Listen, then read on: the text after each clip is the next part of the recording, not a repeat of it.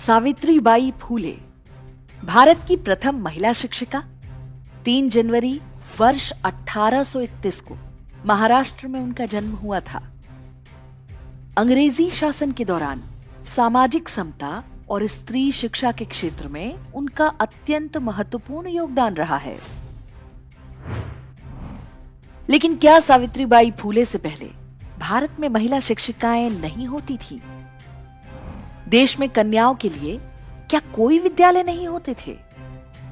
क्या सावित्रीबाई फूले से पहले भारत में लड़कियां पढ़ती लिखती नहीं थीं? यदि सावित्रीबाई फूले प्रथम महिला शिक्षिका थीं, तो होती विद्यालंकार, रूपमंजरी देवी, आनंदमयी देवी, हरकुंवर और पद्मजा देवी जैसी महिलाएं कौन थीं?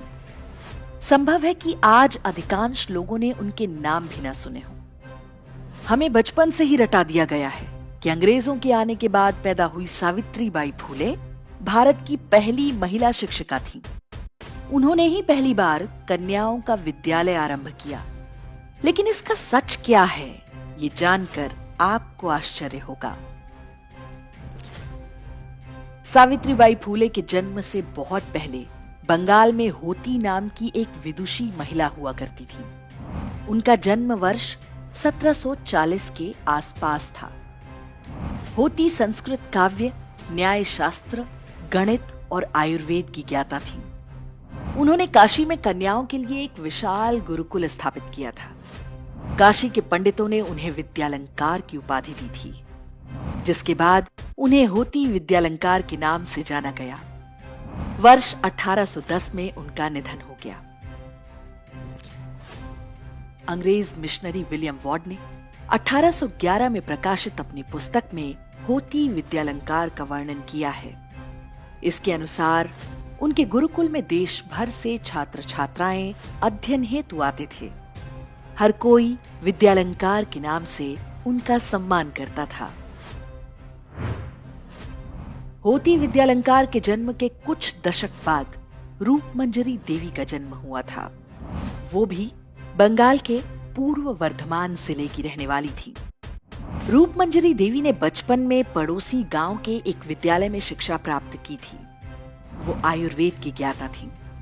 उन्होंने भी कन्याओं के लिए विद्यालय की स्थापना की थी और जीवन भर अविवाहित रहकर पठन पाठन का काम करती रहीं। रूपमंजरी देवी को भी विद्यालंकार की उपाधि मिली थी। लोग उन्हें होतू विद्यालंकार के नाम से भी पुकारते थे। वर्ष 1875 में 100 वर्ष की आयु में रूपमंजरी देवी का निधन हो गया। वर्ष 1935 में दिनेश चंद्र सेन ने greater Bengal a social history नामक पुस्तक लिखी थी। इसमें होती विद्यालंकार और रूपमंजरी देवी के अतिरिक्त बंगाल की कई अन्य विदुषियों का भी वर्णन किया गया है। वर्ष 1850 में गुजरात के कर्णावती में हरकुंवर सेठानी ने लड़कियों का स्कूल स्थापित किया था। इसका नाम मगनलाल करमचंद कन्या विद्यालय था। यह भी सावित्रीबाई फूले के विद्यालय से 1 वर्ष पहले बना था। भारत में स्त्रियों की शिक्षा को हमेशा बहुत महत्व दिया गया। भारतीय संस्कृति में ही माता को प्रथम गुरु की संज्ञा दी गई है। महर्षि वेदव्यास के अनुसार पितुरप्यधिका माता गर्भधारण पोषणात् अतो हितृषु लोकेषु नास्ति मात्रे समो गुरुः। ऐसा कोई साक्ष्य नहीं मिलता कि भारतीय संस्कृति में कन्याओं की शिक्षा पर कभी कोई प्रतिबंध रहा हो। सावित्रीबाई फूले के जन्म से पहले ही अंग्रेजों ने भारत में अपनी पकड़ मजबूत बना ली थी। बड़ी संख्या में अंग्रेज सिपाही देश भर में बने कैंटोनमेंट इलाकों में रहते थे। अक्सर भारतीय स्त्रियां अंग्रेजों की काम वासना का शिकार बना करती थीं। निर्धन और कमजोर वर्ग की महिलाएं बड़ी संख्या में इस वेश्यावृत्ति में ढकेल दी गईं।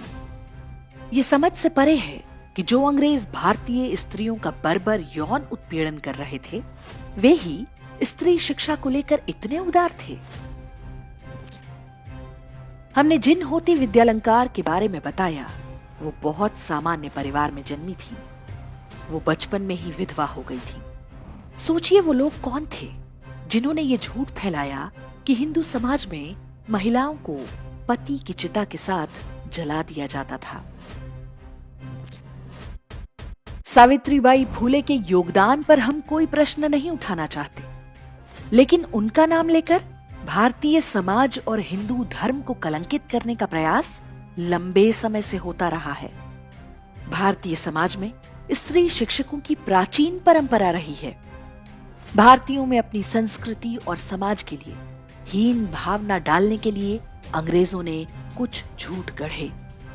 स्वतंत्रता के बाद काले अंग्रेजों ने उन झूठों को दोहराना जारी रखा और आज हम सब ने उन झूठों को ही सत्य मान लिया है।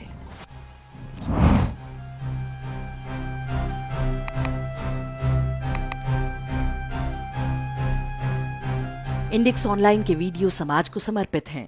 आप इनको डाउनलोड करके जैसे चाहे वैसे प्रयोग कर सकते हैं। चाहे तो आप हमारे टेलीग्राम चैनल से जुड़ सकते हैं।